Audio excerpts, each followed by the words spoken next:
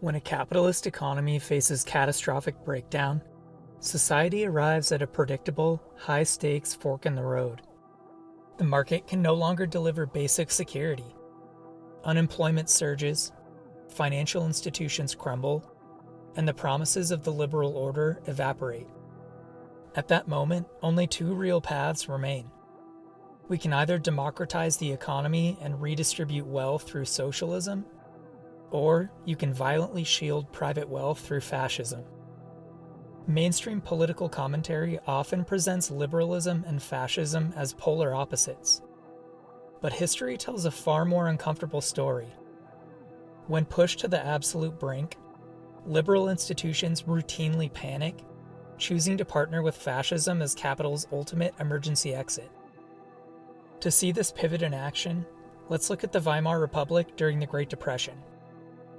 Germany's liberal democratic government was buckling under systemic economic flaws. Over 6 million workers were jobless, major banks were defaulting, and mass poverty swept through the nation. As the crisis deepened, the working class organized.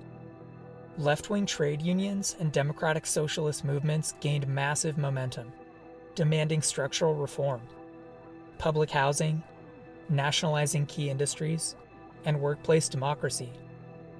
For Germany's industrial barons, aristocratic landowners, and conservative political elites, these democratic socialist reforms were an existential threat to their private fortunes. They faced a choice: yield to democratic wealth redistribution, or back a violent fringe movement led by Adolf Hitler. They chose the fascists. In January 1932, Hitler addressed the Industry Club in Dusseldorf, assuring business leaders that he would crush organized labor and safeguard private property. Industrialists like Fritz Thyssen poured funding into the Nazi Party. Liberal institutions and conservative leaders convinced themselves they could manage Hitler, using fascist street power to smash the socialist left while preserving the capitalist hierarchy. By 1933, the liberal establishment handed power to the fascists. Not because they loved fascism, but because they feared economic equality far more than they feared authoritarian rule. This was not an isolated mistake. It was the structural logic of a system trying to save itself. Writing in 1923, German Marxist theorist Clara Zetkin identified fascism not as a random outburst of madness, but as capitalism in decay, a symptom of an economic system unable to resolve its internal crises through normal democratic means.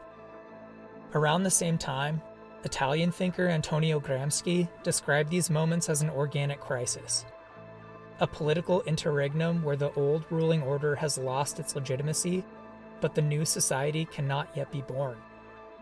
In that vacuum, Gramsci noted, a great variety of morbid symptoms appear. Fascism is the ultimate morbid symptom. Its power lies in how it weaponizes genuine, populist, anti-elite rage. Fascist rhetoric attacks corrupt politicians, foreign cabals, and scapegoated minorities, tapping into the pain of a struggling working class. But notice who fascist policy never targets: the corporate landlord, the private monopolist, or the industrial ruling class. Once in power, the illusion disappears. Fascist regimes don't socialize property. In fact, 1930s Nazi Germany systematically privatized state-owned railways, banks, and steel plants, handing them over to loyal corporate monopolies, while banning strikes and destroying independent trade unions. Fascism doesn't dismantle the capitalist ruling class. It weaponizes state power to guarantee their profits. Liberalism promises individual liberty and free markets. But under liberal capitalism, private property rights are sacred, while democratic rights are ultimately negotiable.